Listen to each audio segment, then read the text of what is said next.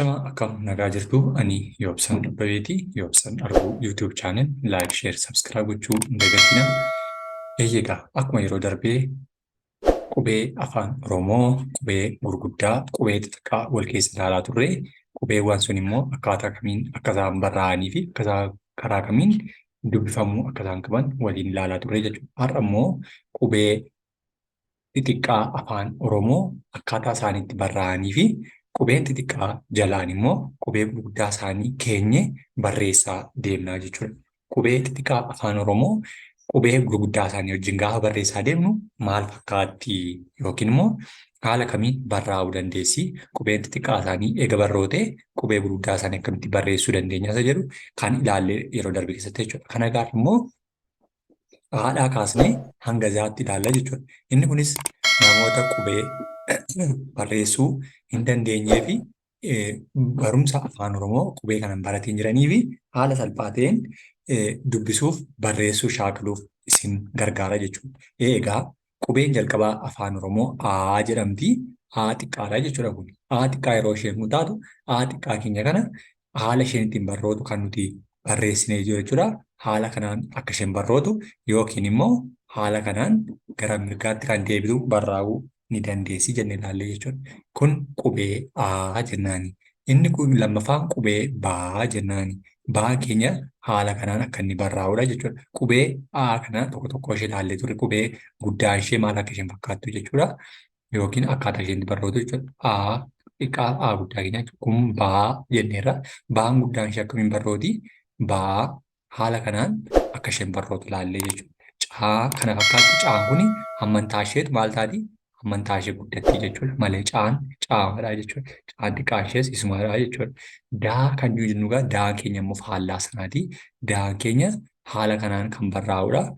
Daa xiqqaadha jechuudha. Daa jennaan daa xiqqaa deebisnee akkaataa kamiin barreessina haala kanaan barreessuu dandeenya jechuudha. Daa jennaani. Ishee jennu kanadha. Guddaa keenya sarara dhaabbataa tokkoo fi sarara dalgaa lamaan yookiin dalgaa sadiin akka isheen barrootu jechuudha. Guddaan ishee xiqqaan ishee garuu ofiima isheen gara bitaa mirgaatti deebiti jechuudha. Paa kan jennu kanadha. Guddaan paa keenya sarara giddugaleessa yookiin immoo sarara dalgaa lamaanii paa xiqqaan keenya kanaa jechuudha. Gaa kan nu jennu gaa guddaan haala kanaan yeroo barraa'u gaa xiqqaan immoo ishee kana fakkaatti yookiin immoo gosa adda biraa gaa jennaanii jechuudha. Haala kanaatii fi haala amma asirratti barrootee jirtuun gaa barreessuu dandeenya jechuudha. Inni itti aansee jiru haa jenna. Haa guddaa keenya akkaataa kamiin barreessina jechuudha. Sarara dhaabbataa lamaa fi dalgaa tokkoon barreessina jechuudha. Haa jennaan xiqqaan ishee haala kanaan barrooti jechuudha. Haa xiqqaa. Kan nuti jennu mataarratti dalga gadee fi dalgee tokkoon barraa'e jennaan. Xiqqaan ishee garuu kana fakkaatti jechuudha. Xiqqaan ishee kana fakkaatti yookiin immoo mataa ishee duwwaa goonee tuqaa goonee kan dheeressinu jechuudha. Jennaan. Jaa kan nuti jennu kanadha. Guddaan jaa keenya sarara dalgaa tokkoo fi sarara golboo gara harka bitaatti jallattudha jechuudha. Jaa jennaan. Jaa xiqqaan keenyas akkuma ishee fakkaatteetu mataarra maal taate jechuudha. Tuqaa godhatti jechuudha. Jaa jennaan. Kaan kunis akkasuma qubee maal ta'a? Hammantaa isaatu guddataa jechuudha. Kaan guddaan ni guddata. Kaan xiqqaa ishee immoo ni gabaabbatte jechuudha. Kaa isuma sana hammantaa ishee duwwaa xiqqeessinaa jechuudha. Kaa jennaan. Laa kan nuti jennu immoo gara harka mirgaatti ni jallatti jechuudha. Jalga. Gara harka mirgaatti maal taati? Ni jallatti yookiin immoo laan keenya udduu ishee jalatti jallaa kan taatudha jechuudha. Laa jennaan. Laa kan nuti adda baafnu laa dhaabbataaf laa udduu jala dalga qabdu jechuudha. Haala kanaatiin jechuudha. Laa asumaa gad dhaabattee jechuudha xiqqaan ishee. Maa kan jennullee akkasuma maan guddaan mallattoo akkasii yoo qabaate maan immoo cufamtuu taati jechuudha. Maa xiqqaa jennaan. Naa kan jennullee akkasuma naa haala kanaan barreessina naa xiqqaan keenya kana taati jechuudha. Inni taansee jiru oodha. Oon illee akkasuma maal taati jechuudha. Hammantaa isheetu guddatee fi hammantaa ishee xiqqaataa jechuudha. Malee oon oomadhaa jechuudha. Zeeroon zeeroo achumatti zeeroo taate geengoo taate jechuudha. Phaa kan jennullee akkasuma hammantaa isaa guddataa malee phaan illee phaamadhaa jechuudha. Kanaatiif haala kanaatiin barreessaa deemuu shaakaluu dandeenya jechuudha. Inni itti aansee jiru phaa jenna. Phaan immoo haala kanaan barraa Haati qaanshee mata duree ishee haala kanaa fakkaatti jechuudha. Yookiin muruu dandeenya jechuudha. Haa jennaan. Haa yeroo jennu. Raa kan nuti jennu ammas raan keenya inni guddaan raa kan nuti jennu raan guddaa keenya mallattoo kanaa yeroo qabaattu raa xiqqaa ishee kana fakkaatti jechuudha. Raa jennaan ishee kana. Raa jennaan. Saanis ammas amantaa isheetu guddataa jechuudha. Saan keenya amantaa ishee guddataa isuma sana taati jechuudha isheenis.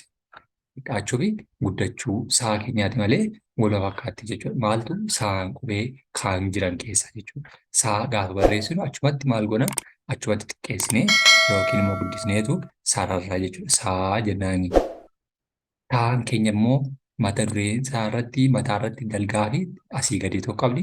Xiqqaa ishee dalga garaa mirgaatti filatti gidduu ishee murraa jechuudha. Uu kan jennullee akkasumadha jechuudha. Uu amantaan ishee guddatti isheen uun xiqqaan immoo ni xiqqaatti jechuudha. Baa kan jennus akkasuma amantaa isaatu maal ta'a garaagarummaa uummataa jechuudha. Baa guddaa baa xiqqaa jennaanii jechuudha. Kana fakkaatti. Waan keenyallee akkasuma waan yookiin niina yookiin immoo gadhiisneetu gidduu ishee waa jennaan jechuudha. Xaa kan jennus yookiin kanuma xaa xiqqeessina yookiin immoo mallattoo maalii gochuu dandeenya? Xaa haala kanaan adda baasuu dandeenya jechuudha. Xaa jechuu dandeenya jechuudha ishee kana. Yaa kan jennu yaa guddaan dalga sararoota akka dhaabbataa yeroo ta'u xiqqaa ishee kana fakkaatti jechuudha. Xiqqaa ishee yookiin kana fakkaatti jechuudha. Zaan keenyallee akkasuma zaa gaafa jennullee amantaa ishee xiqqaatti yookiin immoo zaa mudhii ishee gidduutu zaa xiqqaa jechuu dandeenya jechuudha. Kanaaf qubee xixiqqaa afaan Oromoo haala kanaan barreessuuf dubbisuu dandeenya jechuudha.